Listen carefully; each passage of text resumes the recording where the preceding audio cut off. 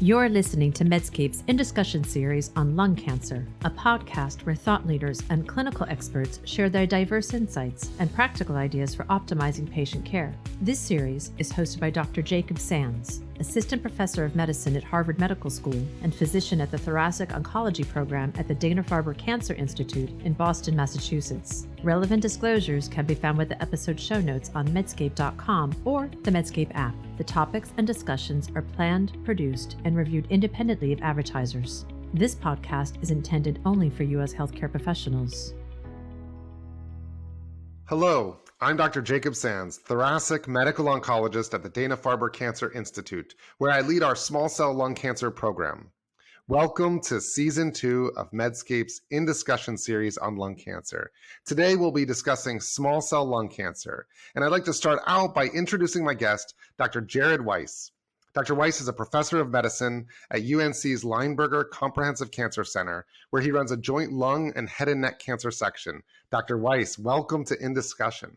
Thanks for having me here. Now, I'd like to build upon the discussion we had prior to our session, we'll say last season, where we discussed immunotherapy. You had mentioned at that time that you had initially thought that you would likely end up being a pediatric neurologist, although you took us through your course of eventually becoming a medical oncologist and now being in this discussion. And that was a fascinating discussion. I encourage our listeners to go back and listen to that. And of course, they can listen to our discussion on immunotherapy. But let's start out earlier in that course. What was the path that led you into medicine in the first place? You know, every little boy goes through some phase where he wants to be a fireman or an astronaut. I actually never did that. I saw what my pediatrician was doing and I said, yeah, I want to do that. And then as I got older, I quickly realized that I was a big time nerd and I remain proud of that to this day. So the science was there to be interesting. And then, if you combine being a science nerd with the desire to help people, it just kind of comes together for medicine to make sense. Well, that's perfect. And this is what makes these discussions so fun. But let's dive in specifically in first-line small cell lung cancer. Let's start with that. We've seen tremendous advances in non-small cell lung cancer. And I feel like we're kind of just getting started with small cell lung cancer. That really started in some ways in this era now with immunotherapies. And we've certainly seen a change in the standard of care in the first line setting. Can you give an overview of where immunotherapy fits into that, where the benefits are, potential, balance that out with risks, and just kind of, let's start with that first picture. Yeah, so immunotherapy in lung cancer is a little bit glass half full or glass half empty, or being New Yorker by birth, maybe who drank my water. But, the glass half full part is that it was our first improvement in survival in a long time, right? So we've been waiting a long time to have an improvement in frontline.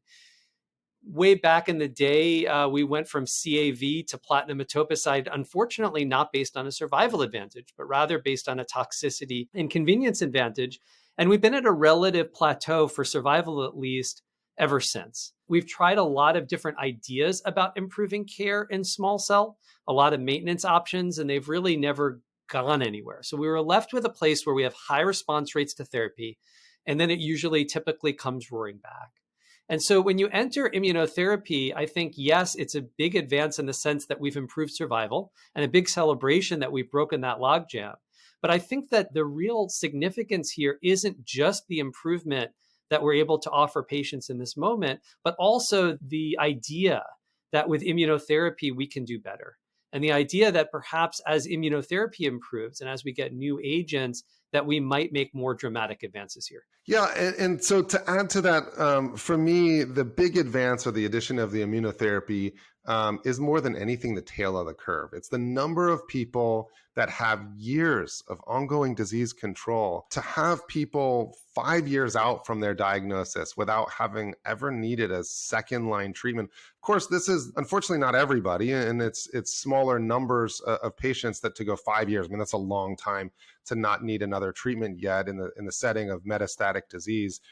The fact that there is the potential for, I don't always say cure, or the not needing a second line treatment is in some ways we could call just an ongoing indefinite remission, is pretty exciting. And I know we discussed that concept a bit with our immunotherapy conversation in the setting of non-small cell lung cancer, and it's even more emphasized in small cell lung cancer. Do you have, I'm sure you have some of these patients that are years out now, and what is your thought about that population? My primary thought is I am starting to use the C word. There's only one nice thing you can say about a malignancy as aggressive as small cell, which is that if it hasn't come roaring back quickly, it's probably because it's not there to come roaring back, right? So if you have a low-grade lymphoma, if you have a breast cancer, 10 years later, your life can be upended by having that cancer come roaring back and changing your life. I think if you have small cell and you're 5 years out, it's quite unlikely that it's ever going to come back. You can breathe more of a legitimate sigh of relief. I would go even further. I think if you're 2 years out, no evidence of disease, no evidence of cancer growing, you may well be good. And I very much agree with you that while this may not be as high of a proportion of patients as we would like it to be, the glass half empty proportion of this, I think that in addition to it being wonderful for those patients who achieve it, at diagnosis, having the hope of that, a legitimate hope of that, is really rather helpful on the human side here. Yeah, I agree. So I tend to talk about immunotherapy more in a sports analogy as if it's swinging for the fences. So it's swinging the bat as hard as you can. And when that connects, it makes the headlines in all the papers and wins the game. But unfortunately, in the majority of times, that does not result in a hit and therefore is a strikeout. And this, to me, brings up kind of an interesting aspect of using immunotherapy in the first line setting. I think many people say, well, the best thing about using it is you're using all your best drugs up front. If patients are going to benefit, therefore they get the benefit. And that's true, absolutely. To me, using a drug that can be a home run, but in many cases is not effective, in the second line setting where people really need that response, you risk losing all other opportunities for treatment. And so it is a swing for the fences. And when you do that in the first line setting, combined with a treatment that overwhelmingly works, platinum etoposide works, you are still getting that hit while also having the opportunity of the home run. And therefore, in the second line setting, you're not risking the majority of people really clinically declining without getting that. And so it's kind of a backwards thinking in some ways of justification or further reason to use that in the first line setting that I think is relevant to, because of course I'm also going to bring up using immunotherapy in patients who hadn't previously gotten it. So first of all, what do you think that analogy holds up, and what are your thoughts about that? Yeah, I very much agree. In listening to patients, it's not a surprise that what we hear from them is not, "Doc, I want to live 2 weeks longer," but rather, "Doc, I want some chance at being alive in a year, in 2 years, and in 5 years." So if the values of patients should drive what we do and what we shoot for, and of course they should, then this profile fits with what patients are looking for. In terms of the relative clinical profiles, I very much agree with you that this is a nice combination. And I would add a little bit, which is that the chemo is reliable for rescuing people in the short run, but it doesn't last. Immunotherapy has the opposite profile. It doesn't typically act quickly. There may be people who benefit, who you need to get a handful of doses in and have patience in order to see that maximal response. And I think that part of what the immunotherapy buys you is that patience. It keeps people safe and okay while you're giving the immunotherapy every chance to kick in. Yeah, and so this all forms a basis then for the next aspect of discussion. I'll bring up the next big advance that we've had, or the other FDA approval, is lurbinectedin in the second line setting.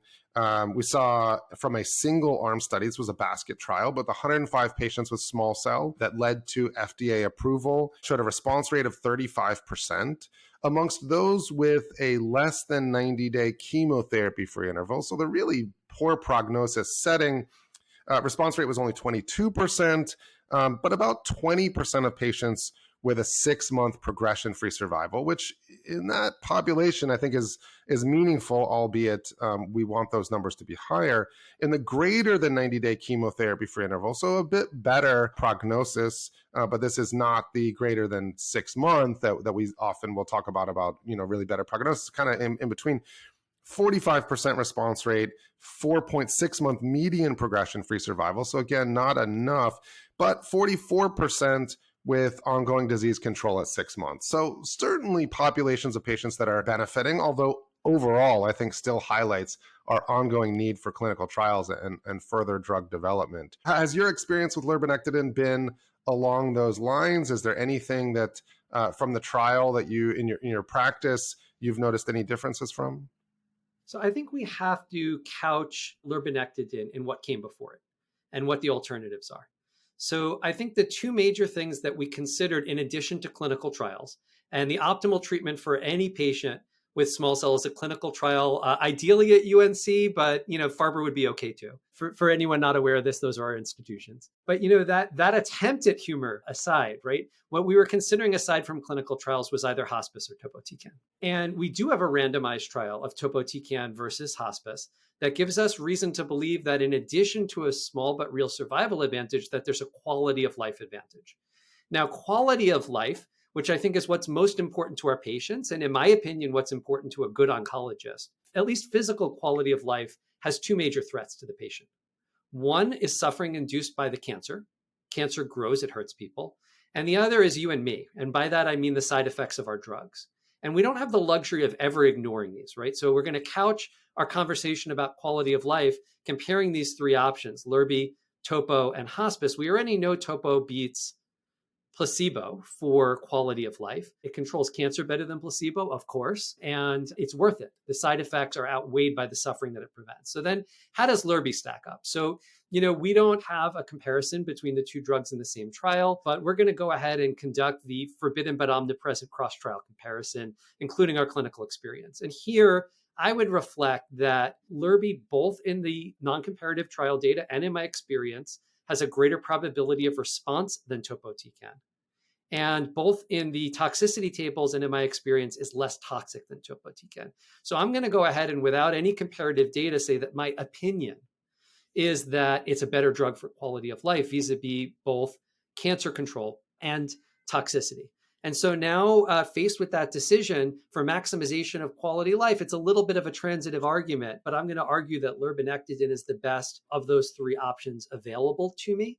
And so while I would not call lurbinectedin a home run by any measure, I think there's a lot of improvement to be done for what's available to us today, which is to say Lurbi, topo, or hospice. I think it's the best option for quality of life. Yeah, I agree. The side effect profile on that study, 46% with a grade 3 or 4 neutropenia, but 5% neutropenic fever. That study did not allow for primary prophylaxis for neutropenia. And so that was the most common side effect. One thing from it did show a 7% grade 3 fatigue, which on initially seeing that data, I thought, well, maybe that's from the small cell. Sometimes it's hard to tease those apart.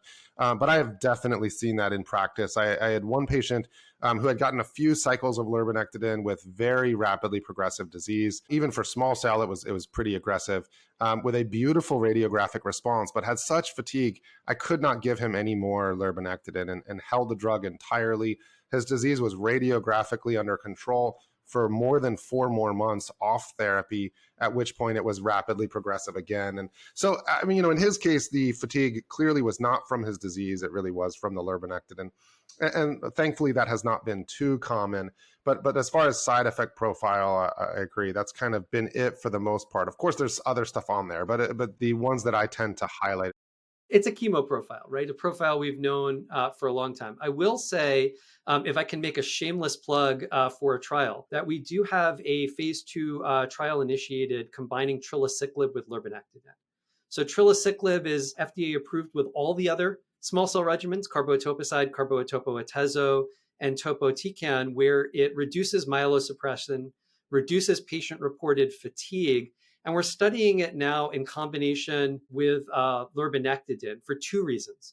The most obvious one is to protect quality of life, avoid myelosuppression, improve patient-reported fatigue. The other one is subtler, which is that there's data on lurbinectedin that there's a mortal relationship between AUC exposure and probability of response, which is not what we've seen with most other small cell drugs. And so dose reductions with this agent may actually be more harmful than with other small cell agents. And it's possible that we would find a survival advantage by avoiding those dose reductions. And maybe to flesh that out even a little further, to further support what you're saying before we then discuss the data around trilaciclib, there was the combination study of lurbinectedin plus adriamycin versus CAV or topotecan. And in that study, the trial was negative in the sense that there was seemingly very similar responses. The curves really overlap, and the dose of the lurbinectedin was a bit lower in dose. Now, that's necessary. It's combined with adriamycin, and I think we can certainly say there wasn't enough synergy to really validate using that combination. But there was some concern that the lurbinectedin dose was a bit lower, and based upon the pharmacokinetics of lurbinectedin, that actually might be a really meaningful reduction therefore. And this is why generally with lurbinectedin, I really try everything I can to not reduce the dose, which then further reinforces this concept you're saying where if using trilaciclib can help prevent dose reductions, we might really see improved outcomes. And I think that makes a lot of sense. Now, you also have really, of course, you led some of the earlier studies with trilaciclib, with platinum etoposide and topotecan, in which case it is approved in those settings. And I'd say what I've seen highlighted is actually the notable reduction in neutropenia, which to me is not the appealing part about this. The most appealing part is the reduction in anemia and thrombocytopenia. These were not the primary endpoints, but I think these are the most clinically meaningful ones. And also, you mentioned an improvement in health-related quality of life that went along with this. And so you've really opened my eyes in many ways in the discussion around the possibility of anemia actually causing more symptoms than we've historically appreciated, probably. We've considered a lot of fatigue and such to be due to the chemotherapy, when in fact, there may be a component of anemia that's playing into that. And these studies really provide some input on that. Can you discuss that a bit more? Yeah, so trilaciclib is a short-acting CDK4/6 inhibitor. It's designed to hold the bone marrow progenitors out of cycle while the chemo is washing by. The idea here is that because small cell is obligate RB null, the cancer cells won't be protected in that fashion. And that mechanism is designed to protect all of the myeloid lines, not just the neutrophils. There's data from the ESA era. And here I'm violating UNC religion and quoting data that came from Aduki. But from the ESA era, we know what common sense perhaps should have taught us without needing a study, that people feel better when their hemoglobin is higher, and that's mostly driven by fatigue. Now, every oncologist knows that fatigue is the side effect of chemo that we suck the most at addressing, right? If your neutrophils are low, I can give you Neupogen or Neulasta. If you're nauseous, I can give you Zofran or use fosaprepitant or what have you. Fatigue, we really don't do very well at. There's some data out there that exercise can help, but to me, that grossly violates common sense to tell someone who's exhausted, go ahead and get on the treadmill. I mean, I do tell patients to do it the best they can. I do work on hydration. I do work on diet, and nutrition, but all of these things have limited impact. This is really the first thing in a very long time that we've had added to our arsenal that actually works to help with the thing that patients are complaining the most about that we're not very good at helping with. And so I've actually been very surprised by the skeptical and limited embrace of an agent that makes people feel better. I've always thought this is like Zofran. Like, okay, maybe you don't want to talk about it that much, but you just give it to every patient. They feel better. You hear from them less. Your nurse hears from them less. Like everyone wins. It's to me a little bit odd the way vaccines have become controversial. Somehow a supportive care agent has become controversial. And I got to say, I just don't get it. Yeah, I mean, that's fair. I think we're very focused on outcomes, and those outcomes are largely progression-free survival, overall survival type outcomes. But as you highlight, I mean, anemia is probably an area for us to really pay a lot more attention to. And in some cases, the thrombocytopenia, I've had patients with prolonged thrombocytopenia where I had to delay doses, and particularly in patients that are already on blood thinners for previous DVT or something like that, or on Plavix, then to have control of that and not have the same kind of thrombocytopenia, it's very clinically meaningful. And so that's a compelling trial. I encourage listeners to reach out to you then as far as that study or sending patients lurbinectedin with an agent that's going to help patients hopefully stay on track a bit more, has the potential to really improve outcomes in that setting as well. Now, we've really laid the groundwork for a bit of kind of next level discussion. Now, in the clinical trials setting, there are also things being added to first line. Actually, there's lurbinectedin being added to maintenance immunotherapy in the first line setting. There are, of course, other studies as well. Now, for these various trials we've mentioned, there are patients that already have long, durable responses to therapy, might not need another therapy, although that is unfortunately a small group of patients. So a lot of room for improvement in that first line setting. What do you see going forward as far as what to potentially combine into that setting? And I'll throw in we can discuss biomarkers in the second line and beyond too, where I think there's more obvious potential. So, if you're looking for editorialization of what I think is most promising in the add-ons, I would reflect that adding on extra chemo outback has never worked. I'm a little skeptical that a slightly better drug is going to make it work. I am much more excited about doing things that are genuinely new and different in that maintenance setting. My institution has voted with our feet. I have no role whatsoever in its development, but I'm really excited about a drug called tarlatamab.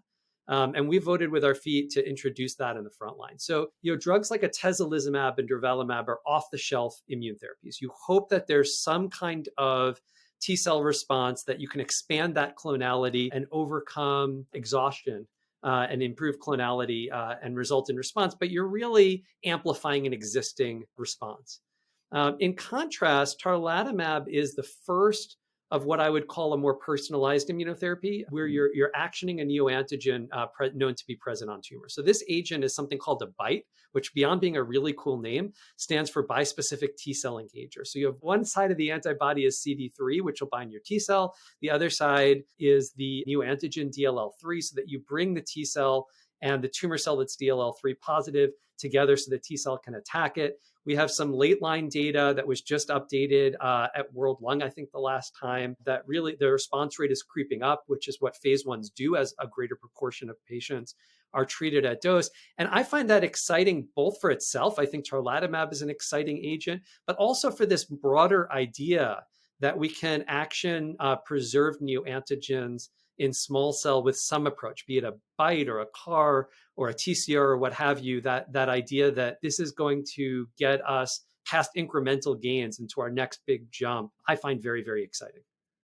Yeah, I agree. This is an exciting class of drugs. There are bispecifics and trispecifics. They all seem to bind DLL3, but then in some cases CD3 and albumin in trispecifics. We have here a GD2 CAR. I'm sure others have other CARs they're looking at. So there are other targets than DLL3. You're talking about a CAR, or you're talking about... Well, I'm talking about personalized immunotherapy in general, right? So, DLL3, we started with an antibody drug conjugate. That did not go very well, but the BiTE experience is going better. And so I think that there are many ways to action a target, depending on whether it's in the immunopeptidome or in the surfaceome. But, CAR is another category that does that for surfaceome targets. And what's nice there is that you bypass the need for HLA on tumor. We know that over time, tumors lose HLA, tumors lose beta-2 microglobulin, other elements of the antigen presentation machinery. And when you have an antibody-based mechanism, whether it's a BiTE or a CAR, you can overcome that. Yeah, so the CARs I find particularly exciting, and that's probably further down the line. Tarlatamab in that class of bispecifics, trispecifics is a very exciting next step that is really already happening. I agree. I think that we see more of those home run type scenarios with those really durable responses, patients doing exceptionally well. And the exciting thing about tarlatamab is that we see patients who have previously gotten therapy already that now at progression are having really durable responses. And when you're talking about second, third line having durable responses, that is even more impressive than right in the first line setting. And so now incorporating that in the first line, of course, there's data second, third line, and now ongoing trial in the first line setting. This is an exciting class. Now, briefly then, if we look at the subtyping of small cell lung cancer that has been proposed, of course, this is Dr. Charlie Rudin and Drs. Lauren Byers and Carl Gay have proposed different subtypes that really have quite a bit of overlap to them. Within the inflamed subtype, we tend to see a higher percentage of patients in the first line setting that have immune responses, although we see immune responses in all four of the subtypes. So right now, I don't think that subtyping necessarily would change anyone's management in the first line setting by our current standard of care. But do you see a place for that subtyping and how that might influence future decisions of first-line therapy? And of course, I mean, we'll just say there are various proposals of a second line and beyond where that could be clinically meaningful right now. But let's focus on the first line. So what I find most exciting about the subtyping is that it shows us 4 types of small cell lung cancer that have very discrete biologic themes, right? The biology of what's going on in each of these cancer types are rather different. And so while it may have absolutely no applicability to the next patient who comes into the office for standard of care, it's entirely possible that as we develop new therapeutics, that they're going to be uniquely active in one or more of the subtypes and not in others. And so I consider this kind of subtyping absolutely mandatory for any small cell lung cancer study. And I consider it exciting for understanding which patients are going to benefit more from our existing therapeutics. Well, I could go on and on. I feel like we could talk for more than another hour. There is so much to discuss. It is an exciting time academically, and it's wonderful that we're starting to be able to offer improved outcomes for our patients with small cell lung cancer. And so it's a lot of fun to be able to talk with you, Dr. Weiss, about this today. To our listeners, thank you for tuning in. If you haven't done so already, take a moment to download the Medscape mobile app to listen and subscribe to this podcast series on lung cancer. This is Dr. Jacob Sands for In Discussion. Thanks for listening to Medscape's In Discussion Lung Cancer podcast series with our host, Dr. Jacob Sands. Be sure to look for more In Discussion episodes wherever you get your podcasts. Check out Medscape.com or the Medscape app for show notes, links, and more information on lung cancer.